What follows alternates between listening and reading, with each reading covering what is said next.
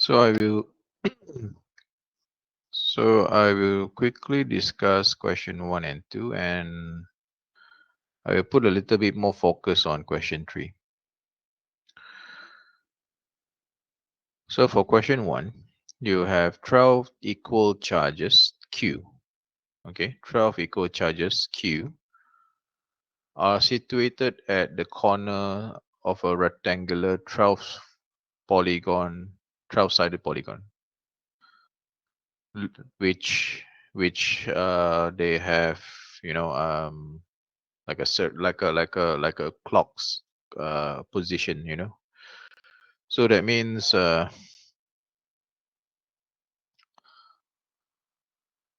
we have, for example,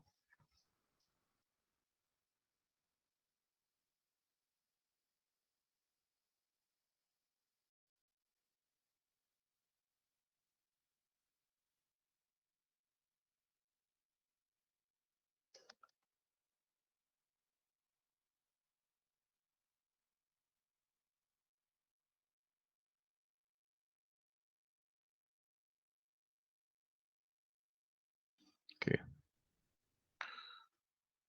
sorry.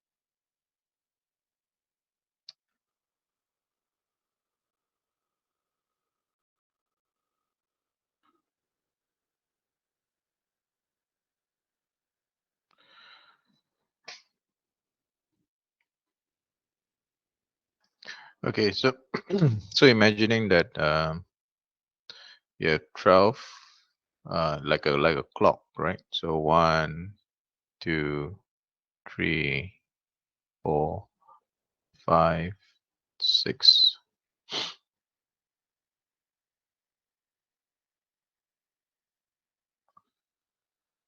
Okay, so it's a 12-sided polygon, but I'm just drawing a circle here, just for illustration. So it's a 12-sided polygon. So each of these position in a clock, there is a charge Q, right? There's a charge Q. I won't write it, so I just put a dot here. So each of that, there is a charge Q, a point charge Q.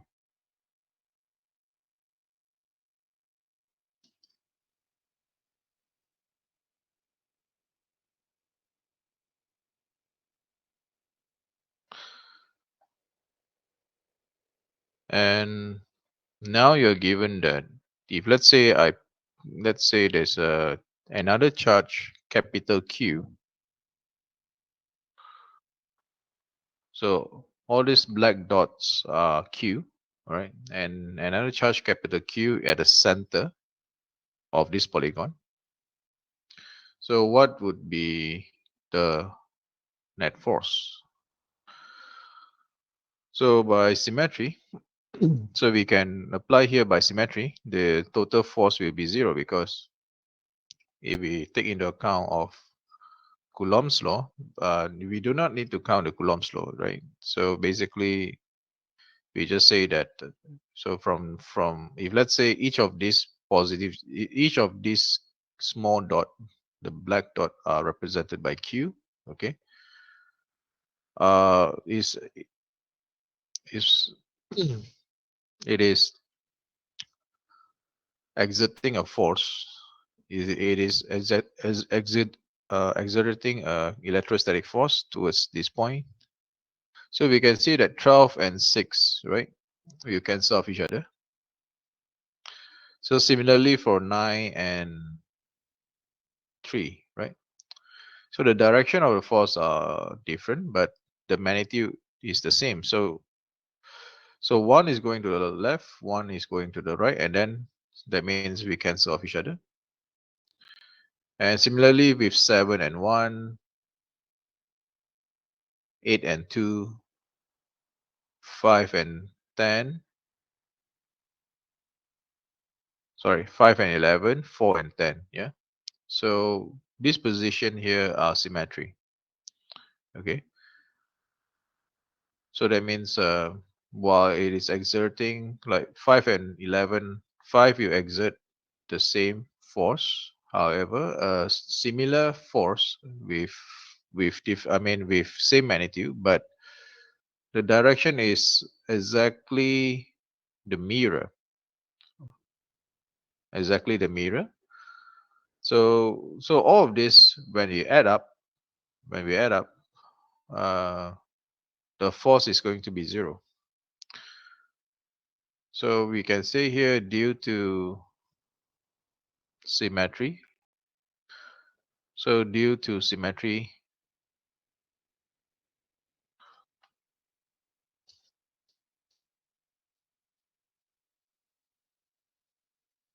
symmetry position of the point charges,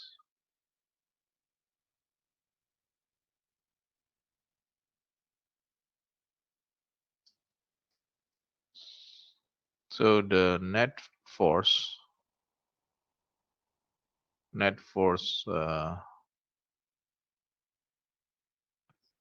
net force at charge Q will be 0. So that's the reason. Okay, suppose one of the 12 Qs, one of the 12 charges, one of them is removed. So assuming that the 6 is removed now.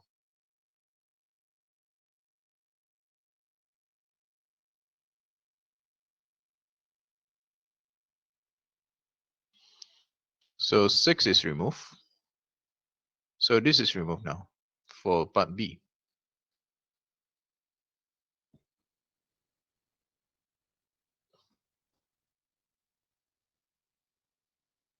Considering the point charge at position 6 is removed. Okay. So the net force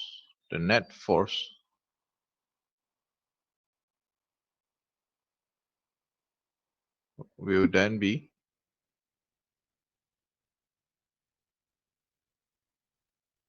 so we only remove the point charge at position 6.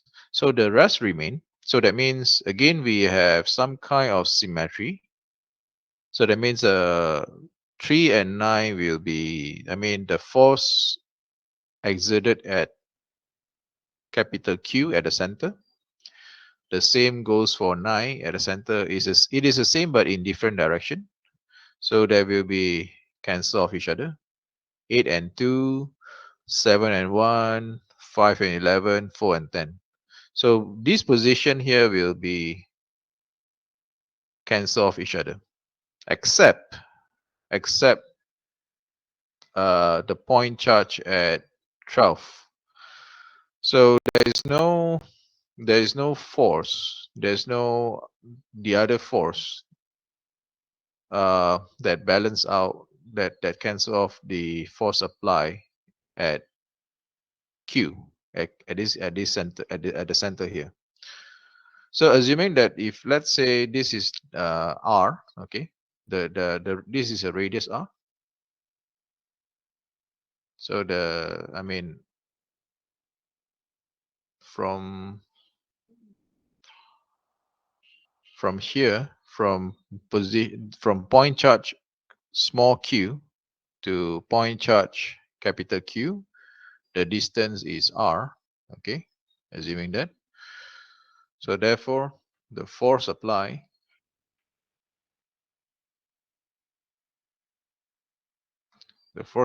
is we by Coulomb's law is Q times Q 4 pi epsilon naught r square.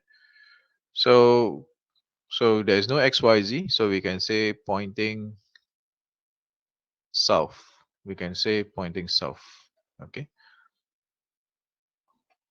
So we can attach xyz to it. It's not a matter. It's not a problem. So it depends on how we want to define the direction. So the direction we can say pointing south. That's all. So that's all for question 1. So what about question 2?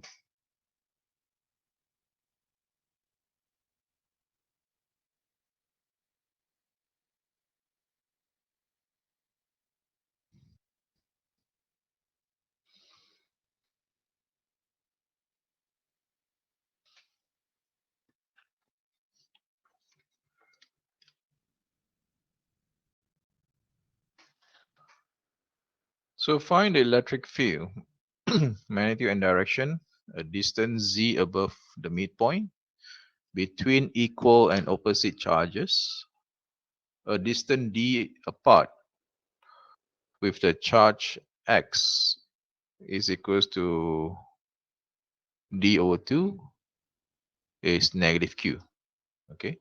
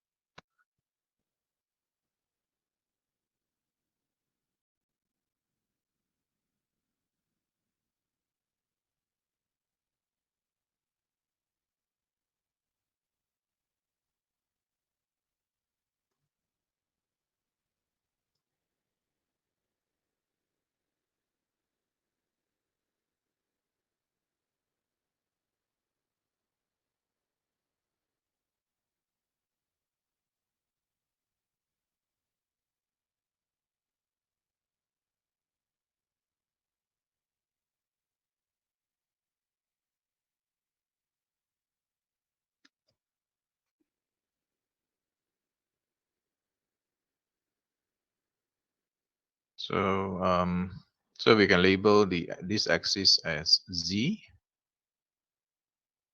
and this axis here as x because it's already given. I mean the notation given here, so we can follow. So z-axis, x-axis. So the intersection of these two axes is the origin, the point of origin. So one charge q at d over 2.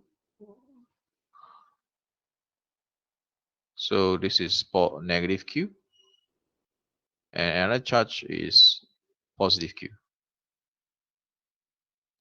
Both at a distance. It is at a distance of. So both is d over 2. Yeah, the distance. Okay, the distance is d over 2, and the electric field. So we need to find the electric field magnitude and direction at a distance z above the midpoint. So this is the midpoint, right? So this is the midpoint. So which I label red. So above the midpoint. So that means it's here. So what is the point? What is this electric field contributed by this positive q and negative q? So we just apply, first we need to find what it is. What is the direction of, so what is the electric field contributed by positive q at this point and also negative q at this point? So first we find that what is the vector r here?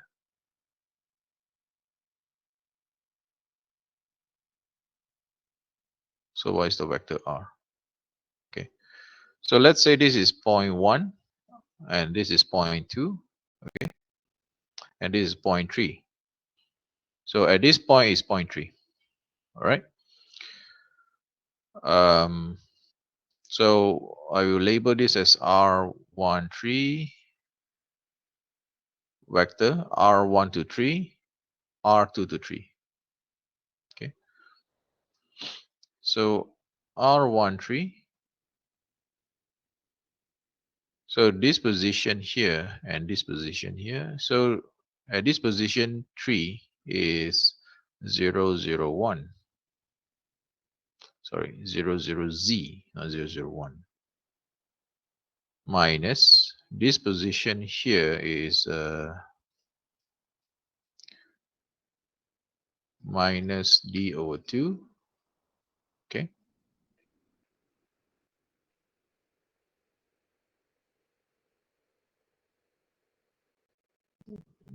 Minus D over 2, 0, 0. So it's D over 2 X cap by, sorry, Z cap minus plus D over 2 X cap, sorry. So there's the vector, right? And R23, same thing. So it's 0, 0, Z minus D over 2, 0, 0. So it's Z cap minus D over 2 X cap.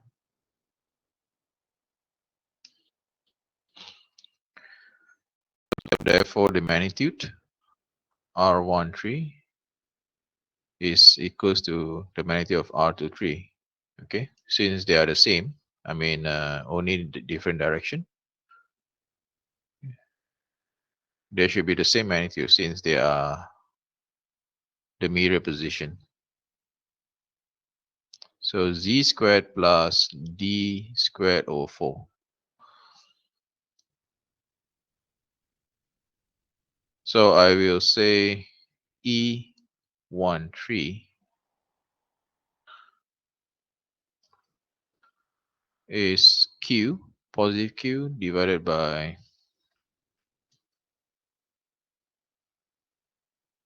4 pi epsilon naught R13 cubed 3 over 2. Okay.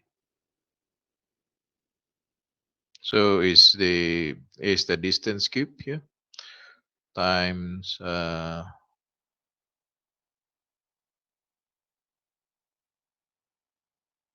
Z cap plus D over 2 X cap.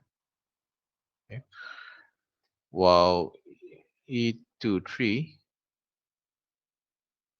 negative Q Z cap minus D over 2 X cap.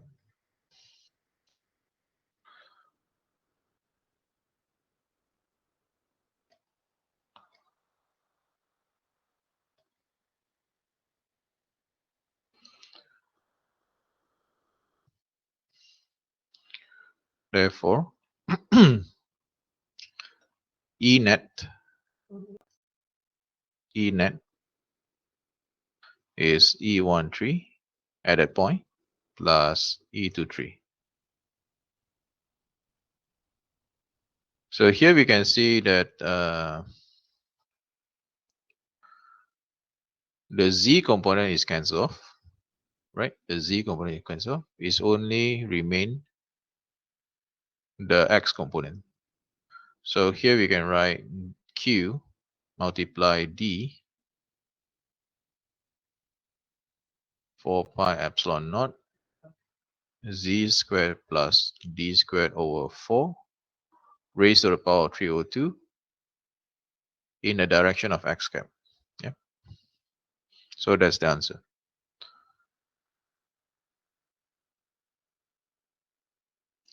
So here you can see that at this point, so if we draw again the resultant.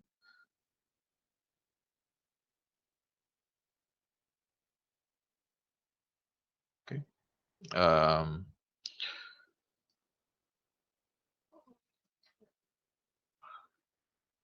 The vector will be decomposed, and the vertical component will be cancelled off each other. So bear in mind, when I mean, you may think that why is the I mean why is the z component will when we decompose, why is z component will cancel off each other? Because by right, if we look at this point, so I will draw it here so that you can visualize. So at this at the position z here, okay. So my vector is here to here, right? And the vector is here to here. So when I decompose, sorry, maybe I use a different color. So when I decompose the two vector, so one is like this. So one vector to the left and one vector to the right, while for the other vector up and left, right? So it should remain only the z, but why is x here? The thing is, when I draw this vector here,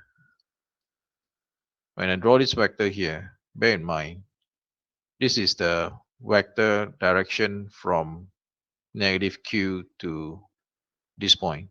It doesn't mean the electric field direction. So this is this vector here represent the vector position from negative q to z. It doesn't mean uh, the direction of the vector. Why I'm saying so? Because for E23, this is negative, right? This is negative. For E23, this is negative, right? Because this is a negative charge.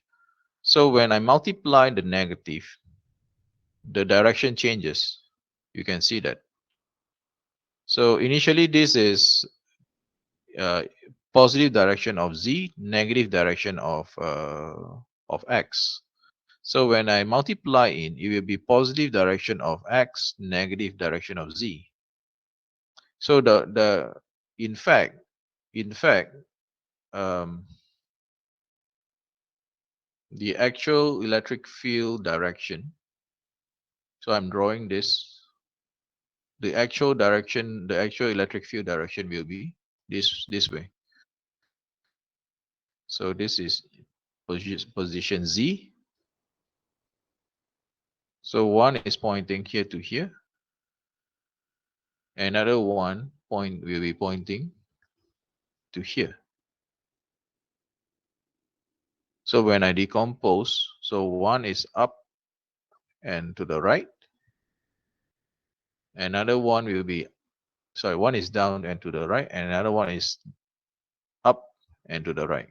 So the vertical component will cancel off, and the horizontal component will remain. So as what we have now here. So and another thing is, you should remember, I mentioned before, the electric field is always away. The electric field direction is always away from the point charge, while the electric field direction for negative is always into is always go into the negative charge. So that is two direction. That's why I said don't get confused with the vector position on how I draw this. On how I define this. So regardless whether um, the electric field direction is defined for positive or negative. So maybe I just write it here. So for positive charge, the electric field direction is always away. Yeah, bear in mind. And for negative charge, the positive field, the electric field is always go into the charge. But during calculation time, we do not have to take care. We do not have to. We do not have to like really take care the direction of the electric field, because when it says what is the electric field contribution by this point here to at this point, so we just calculate as normal when we do our calculation. That means uh, it says that what is the force, let's say for example, what is the force exerted by this negative charge to this point. So you just draw the force as normal, even though you know that the force is in the is the other way around. That means, so that means if let's say I put a negative charge, a positive charge here, let's say a positive charge big Q here. So this charge here it will experience a it will experience an attraction. It will experience an attraction to negative Q, right? So that means the vector, the force is supposed to be pointing towards negative Q. So you don't have to worry about that. What is what I'm trying to tell you. So just say, as I said, when the question say what is the force exerted by negative Q at this point, so you just draw the vector as usual. So label the vector as usual, and then you calculate whether it is a force or whether it is an electric field, because eventually this negative sign here, the negative sign will take care of the direction itself when we add the total, when we try to find the net electric field at that point.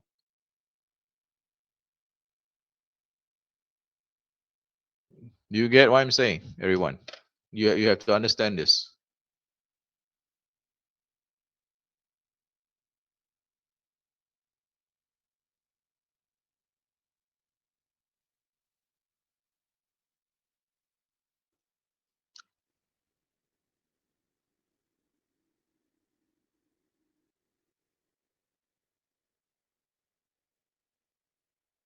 What about others?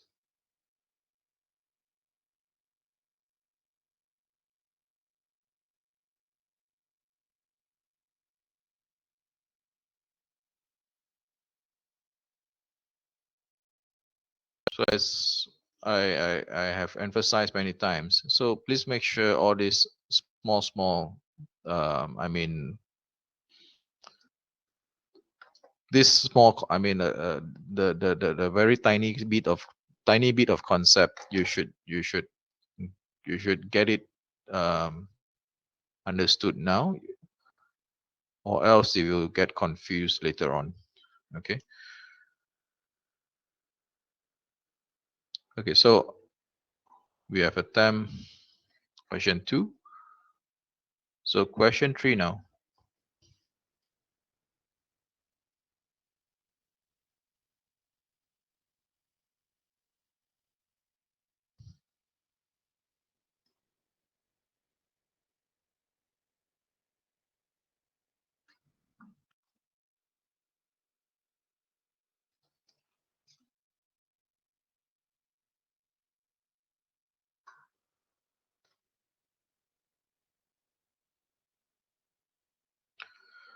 Okay, so the diagram here, I will copy as well.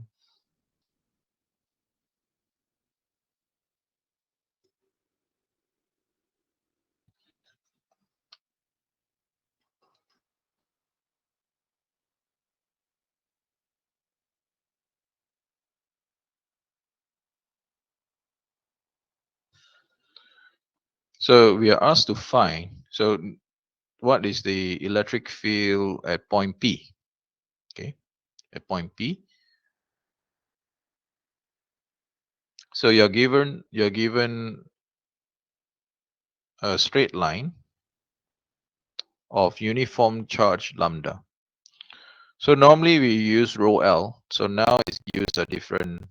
It uses a different variable. So, but it doesn't change. It doesn't change anything. So the concept is the same. It's just use a different variable. That's all. So it carries a uniform line charge lambda. Okay. So what is the electric field at this point? So we have discussed this. I have discussed this solution with you using two approach. One approach is I use a Cartesian approach. Another approach is I use a cylindrical approach. Okay. So as I said, it doesn't matter whether you use a cylindrical approach or Cartesian. Whether you represent the answer in cylindrical coordinates vector system or you represent your answer in terms of Cartesian coordinate system. So the thing is, we should know when and where, how should we approach this problem. This is the most important part. So regardless what Cartesian you want to use, it's up to you. So what I will do in this case is I will consider that this is a two-dimension. Yeah, a two-dimension. Even though we treat it as a three-dimension, I will just treat it as two-dimension because I only have z, and as you can see here in the answer presented, involve x coordinates. So what I will do is I will take the half point of this.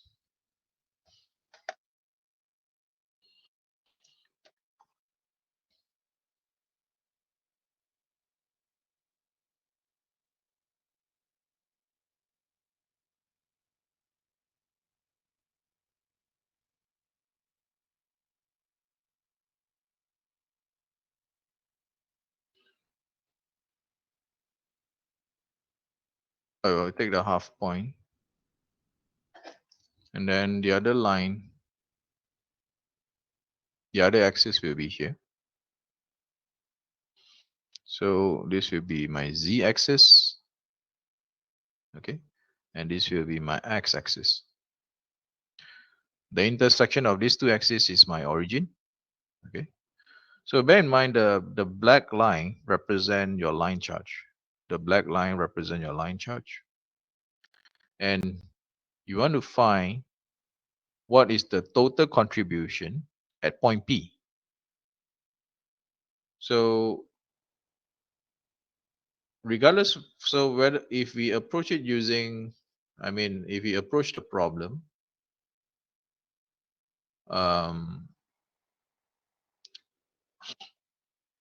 using, wait, someone asked a question here. Oh no, sorry. So if you approach, regardless whether it is whether it's a line charge, a surface charge, or volume charge density, if we are going to apply Coulomb's law approach, if you're going to apply Coulomb's law approach, we always start with saying by considering an arbitrary point charge here. So I will make a mark.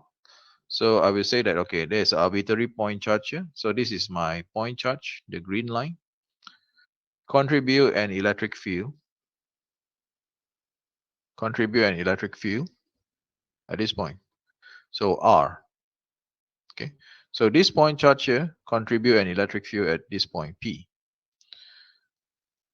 Okay. So I just put a mark here. All right. And so the distance from the origin of this arbitrary point is x. Okay. Say it's x, yeah. So the distance from from the origin to this point charge is x. Okay. All right. So I can write R as so this vector here and this vector here. Okay. So here to here is negative x minus negative x, because in this direction is negative x direction, right? So in this direction is negative x direction, and this is positive z. So it can be written as z cap minus x plus L over 2 x cap. Okay. So that is the vector R. And the magnitude of R is square root z squared plus x plus L over 2 square.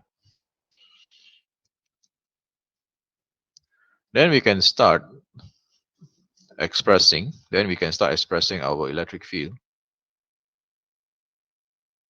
as lambda, because since our line charge is along x-axis, so the variable of interest, because I pick an arbitrary point at this point here, so that means the integral variable of interest, it will be dx. And we should know that the Coulomb's law is 4 pi epsilon. By Coulomb's law is 4 pi epsilon magnitude of R cubed, and this is uh,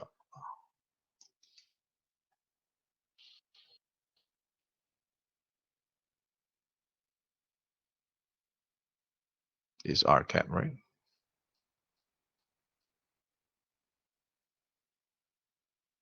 So dx here. Sorry, dx is here. Sorry. Okay.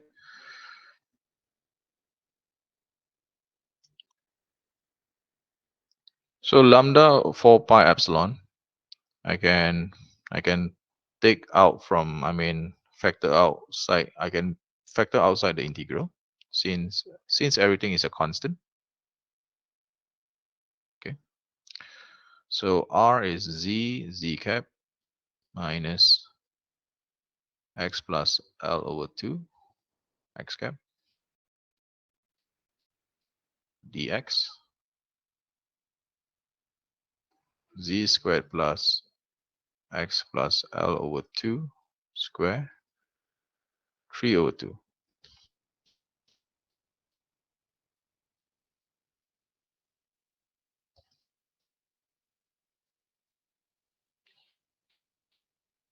So separating into z and x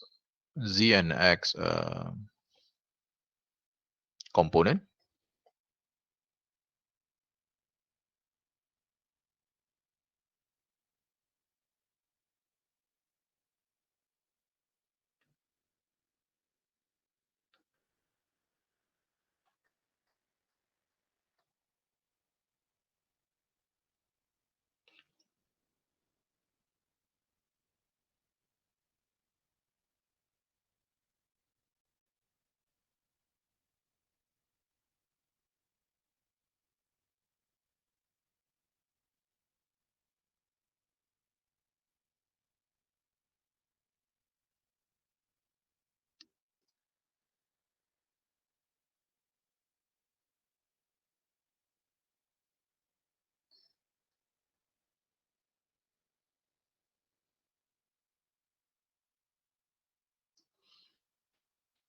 Okay, now.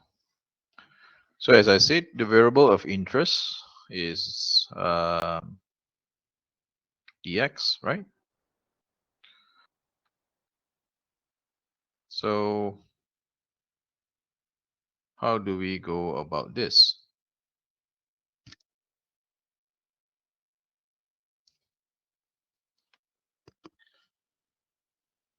So I give you some time.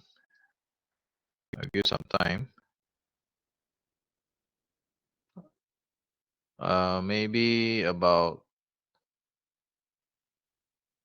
10 minutes from now to solve this solution. To express the electric field in terms of component, in terms of z cap and x cap. So your answer should involve x and L, of course, right? Z, x, and L. So here, try to solve the integral. You should try it on your own now, since I have demonstrated to you the solution many times. So please try it before I review the solution.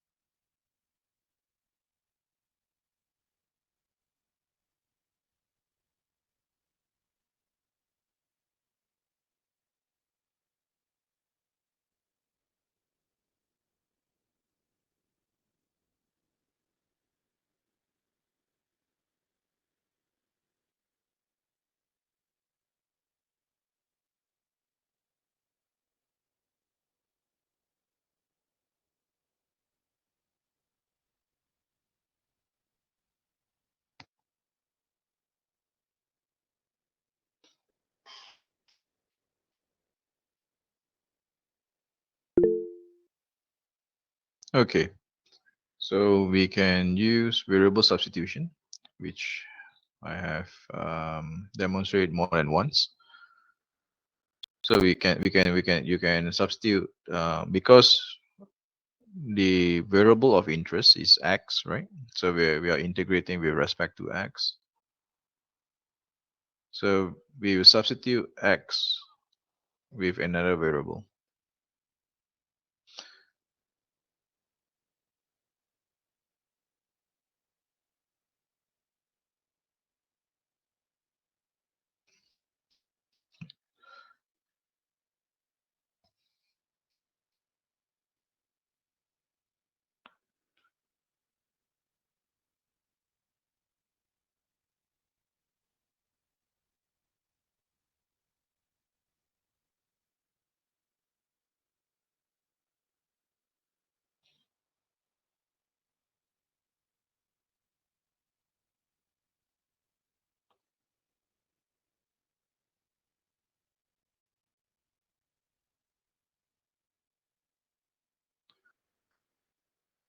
Okay.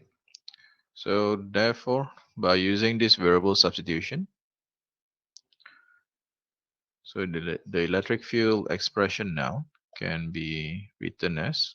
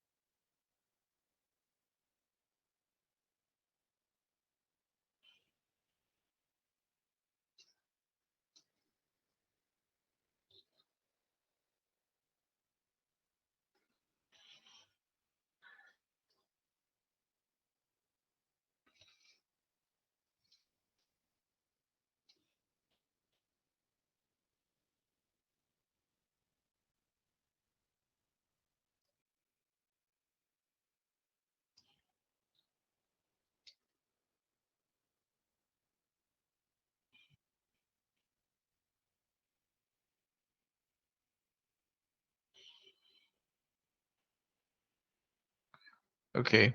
So so the first term will reduce to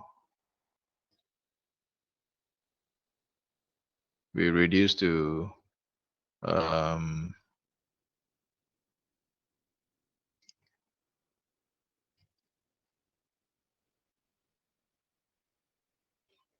cos theta d theta, and the second term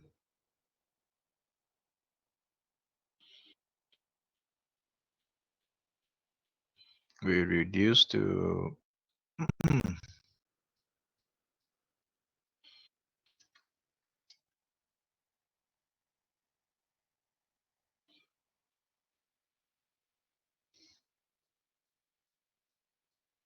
sine theta.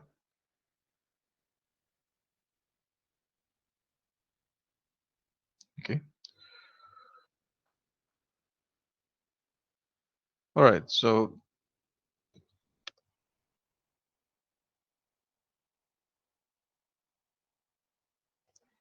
we have a common term, lambda divided by 4 pi epsilon naught z.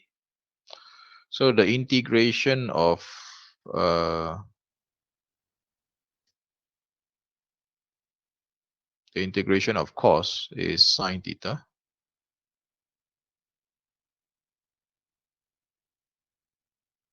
And the integration of sine is negative cos.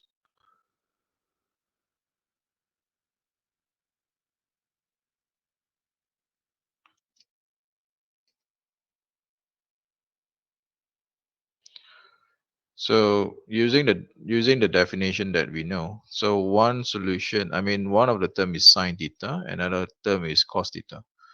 So for sine theta is then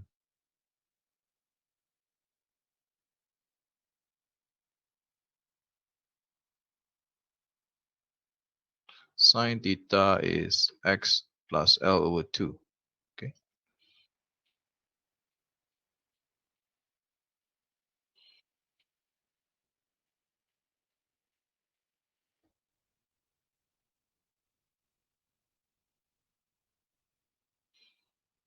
So I haven't include the variable of substitution. So the variable of substitution is from, so bear in mind the line charge that we are dealing with is from, so here to here is L, right? So this point here is L over 2, positive L over 2, and this point here is negative L over 2. Since this is referred, I mean the center here is referred to the as the origin, and therefore the limit of integration is negative L over 2 up, I mean negative L over 2 until L over 2. So for the z component and for the x component, we have cos theta. So cos theta is z.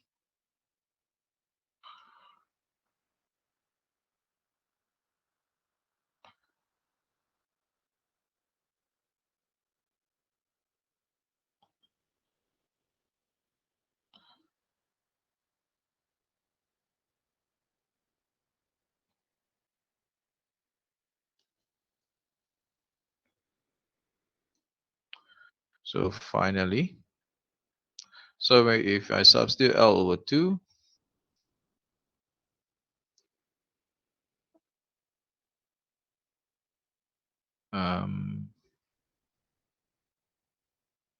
okay, so if I substitute L over 2, then the z component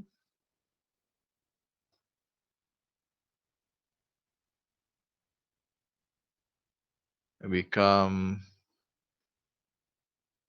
L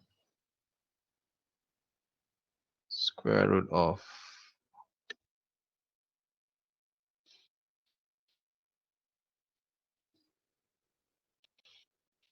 L square plus z square,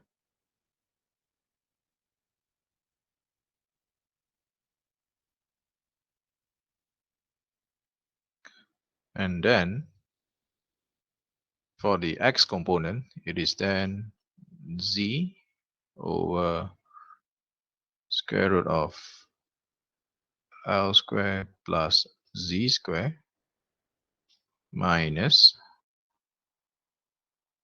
z over z x cap.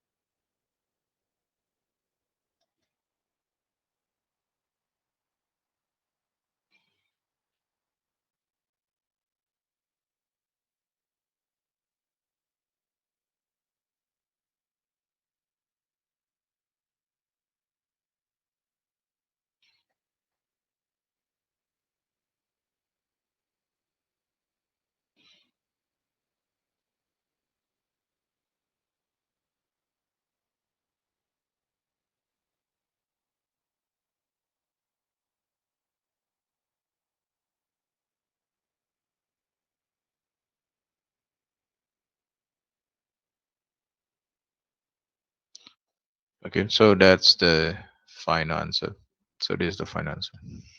Okay.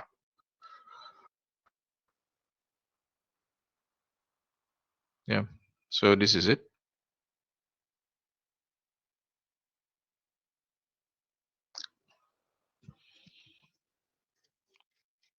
Okay. All right. I think that's all from me for today.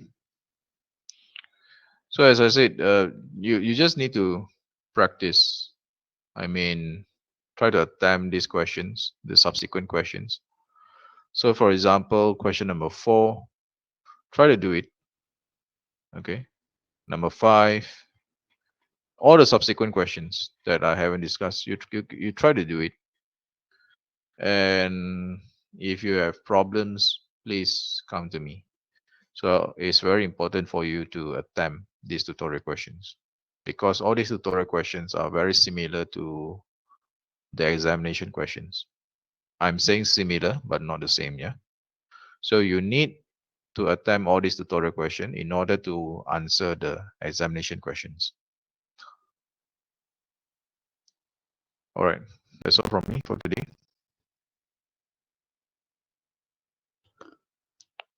Wait,